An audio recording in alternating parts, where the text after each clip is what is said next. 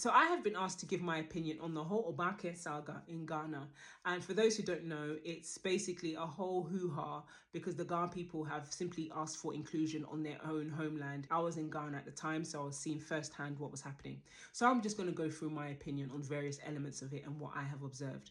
First of all, people are saying, why did we choose the word Ooobakɛ? It means you will surely come. That's not a word for welcome. That is mute and I think is undercover either ignorance or undercover tribalism. And I tell you why.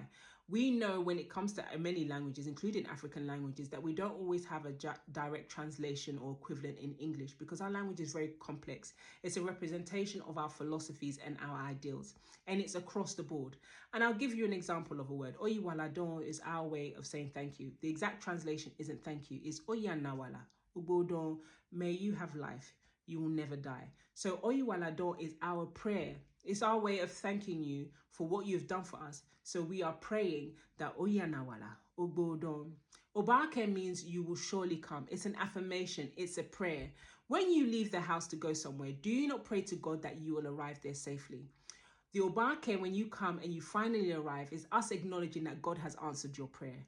It's us acknowledging that God has made sure you arrive safely. It is an affirmation that we understand everything that you have passed through in order to arrive. So everyone's screaming about that being added at an airport is almost like arguing against an affirmation that people will arrive safely. It makes no sense. We have just seen a helicopter crash and what's happened. So that for me, I don't understand why people are debating that word. We have so many words for welcome and many of our words are not direct translations. This is not an excuse to erase the Ga language from government spaces and even in general in Accra, which is our homeland. The other thing that I've been hearing a lot about is saying that, we're unity, why are we causing division, blah, blah, blah, blah, blah. Now, it makes me question this unity when one of your brothers and sisters is simply asking for inclusion on their homeland. And it's also inclusion that you appreciate in your homeland, but all of a sudden is not available for us. Is that really unity? Does your unity rely on us being mute, on our house burning down, on our language dying? If it's dependent on that, is that real unity?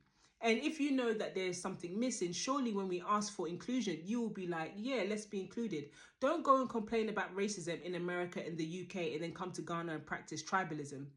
We are simply asking for inclusion.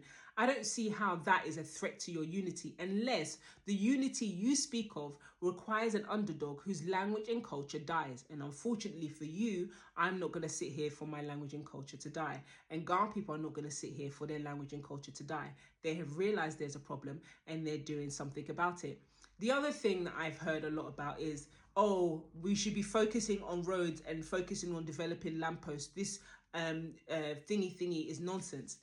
And I find that really interesting because what people don't understand is, they do understand it when it comes to their culture, but all of a sudden pretend not to understand it when it comes to Ghana, is knowing who you are and your identity is essential in your development. Do you know what other countries have done in order to develop? They've maintained their culture, they've maintained their identity. China is an example, now world superpower. Japan is an example. And often you will find those countries not doing well are too busy following colonial ideas and mentality. There is a direct correlation between understanding who you are and your development. So that point where you're saying that if I'm focusing on who I am and developing who I am, all of a sudden I won't be able to fix a road and a lamppost. One, we can multitask, but two, if you want a great Ghana, then the people within Ghana need to be proud and celebrate who they are. Another thing is, why are we fighting? We are against Akwaaba and this, that. We didn't say that we're against it. We're just saying that our house is currently burning down and we like to rebuild that house. We want to be included. We want inclusion. So why would our inclusion be a threat to you unless, like I mentioned in point 2, your inclusion and your unity and your growth is dependent on the death of others? If that's the case, then that's going to be a problem. But if your inclusion and your unity and your growth is dependent on real, true unity where everybody's visible, then us having Ooobakɛ is not going to make a problem. You're just, I just think, again, like I said before, it's undercover tribalism. Now, this is all I basically have to say. Ooobakɛ is here to stay. It is our way of saying welcome. It is our affirmation against all the things that could possibly happen when you are arriving to see your friends and your family.